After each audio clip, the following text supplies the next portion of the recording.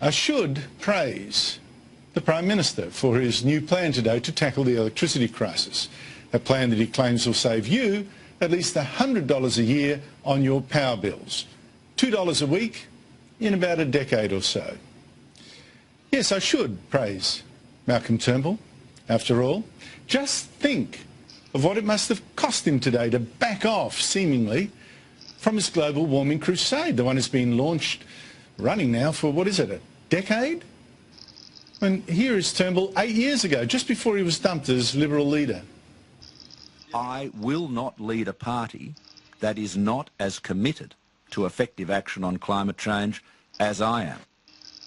In fact, just months after that, after Tony Abbott took over the leadership from him, Turnbull wrote that anyone like Abbott promising to cut emissions without raising prices was lying. He wrote, any suggestion that you can dramatically cut emissions without any cost is, to use a favourite term of Mr Abbott, bullshit. Excuse the language.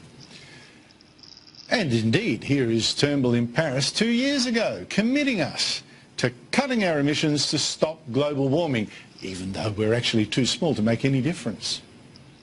We are not daunted by our challenge. It inspires us. It energises us. We do not doubt the implications of the science or the scale of the challenge. And today I announce that Australia will ratify the second commitment period of the Kyoto Protocol. And inspired and energised just 4 months ago, Malcolm Turnbull seemed set to hit us with a new clean energy target that was recommended by the chief scientist, a target to slash our emissions even more. It has a number of virtues, very strong virtues. But today, Turnbull backpedalled. See, voters are just too angry about soaring electricity prices thanks to all these green schemes. So the Prime Minister today dropped that clean energy target. And that's good. He also said subsidies for new wind and solar power, new projects out there, they would cut out in 3 years' time. And that too is good. It's going to save us lots. And Turnbull promised a new scheme, a new electricity scheme, which he explained in a video he actually shot long before he got his scheme rubber stamped by coalition MPs in a party meeting today. Energy companies will have to guarantee the reliability of their energy supplies to ensure the lights stay on. And they'll have to guarantee their energy sources will enable us to meet our emissions reduction commitments. Our plan has no subsidies, no certificates and no tax. Now, one good sign is that this scheme is upsetting all the right people. This government appears to be hell-bent on destroying renewable energy. Malcolm Turnbull has shown himself to be a hollow and cowardly Prime Minister. Malcolm Turnbull's not Prime Minister of the country right now. Tony Abbott is. So, you know, all in all, pretty good. Except for this. Exactly how is this plan meant to cut our electricity bills by $100 a year, as Malcolm Turnbull claims? You see, I don't get it. Think.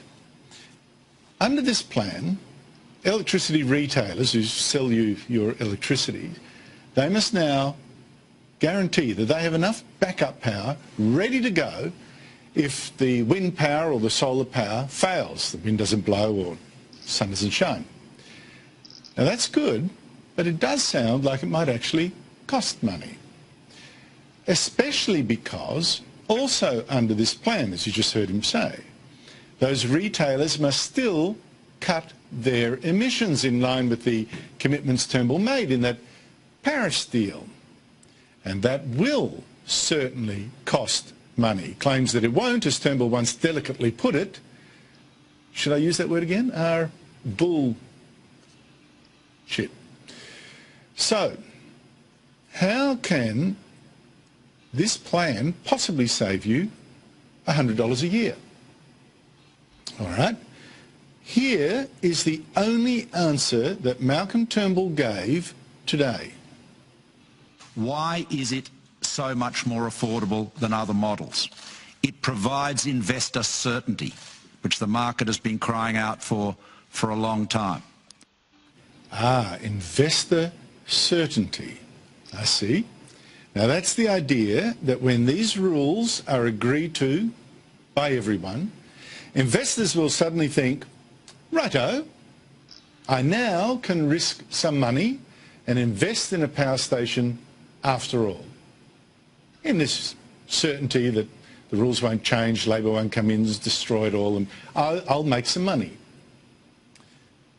But there are two problems with that. First, of course, any scheme that both sides of policies agree to would give investors certainty. So that's not a particular virtue of this scheme. But second, no one has yet agreed to this plan, and frankly, I doubt they will. So where is this certainty?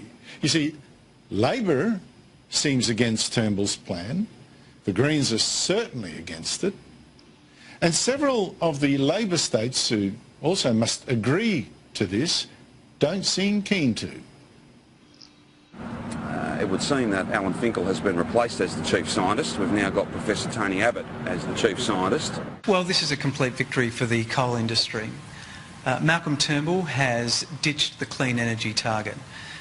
He's demonstrated the complete inability for him to stand up to vested interest and to act in the public interest. So at this stage there is certainly no investor certainty, and almost certainly won't be. So promises that this will knock $100 a year off your bills seem at this stage very dodgy, even if you believed the government's modelling. So, I mean, we have to acknowledge that the government's plan will in fact be much cheaper than Labor's. Labor's much tougher warming policies, really cut emissions, knock all those coal-fired power stations out of business, they will really hurt you. Yet the problem remains. Malcolm Turnbull hasn't really given up being a global warming crusader himself. And as long as he does insist that we cut emissions, you will pay.